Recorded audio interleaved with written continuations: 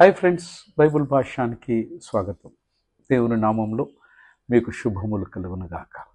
పాత నిబంధన గ్రంథంలో చిన్న ప్రవక్తలు లేదా మైనర్ ప్రాఫిట్స్, ఇది 12 పుస్తకాల యొక్క సంకలనం లేదా సమూహం.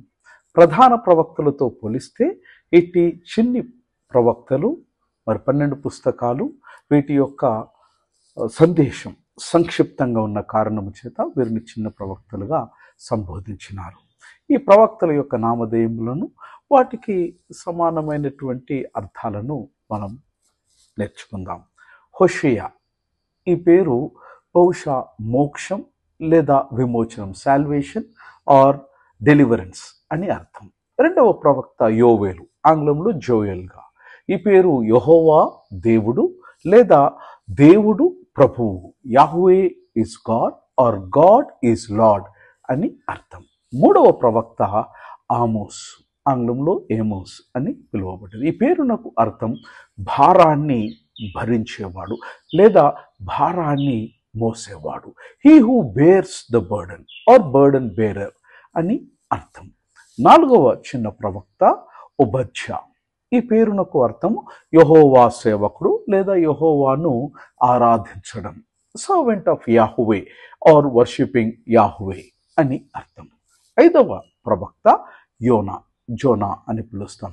ఈ పేరునకు అర్థము పావురము, డోవ్ ఆర్ పీచియన్. ఆరవ ప్రవక్త చిన్న ప్రవక్తలలో మీకా, ఈ పేరునకు అర్థము యెహోవా లాంటి వారు ఎవరు, హూ ఈస్ లైక్ యాహ్వే. ఈ వర్డ్ మీకా 2 పదాల యొక్క సంకలనం. మీ అనగా అర్థము హూ, కా అనగా లైక్, యెహోవా లాంటి వారు ఎవరు. ఏడవ ప్రవక్త నహూము, నహూము పేరునకు అర్థము ఓదార్పు.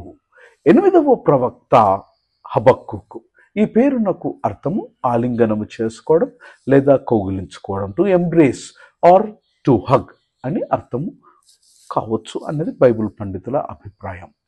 జెఫన్యా 9వ ప్రవక్త, ఈ పేరునకు అర్థము యెహోవా దాచి పెట్టాడు లేదా Yahweh has hidden or Yahweh has concealed అని అర్థం. 10వ ప్రవక్త హగాయ్, ఈ పేరునకు పండగ లేదా ఆనందం, ఫెస్టివ్ ఆర్ జాయ్ఫుల్ అని అర్థం కావచ్చు. 11వ ప్రవక్త జకరియా, ఈ పేరునకు అర్థము యెహోవా గుర్తుంచుకున్నాడు లేదా యెహోవా జ్ఞాపకం చేసుకున్నాడు. 12వ చివరి ప్రవక్త అయినటువంటి ఇటు చిన్న ప్రవక్తలలో మలాకి, ఈ పేరునకు అర్థము నా దూత లేదా యావే దేవదూత అని కావచ్చు. మై మెసెంజర్, ఏంజెల్ ఆఫ్ యెహోవా అని అర్థం కావచ్చు. God bless you.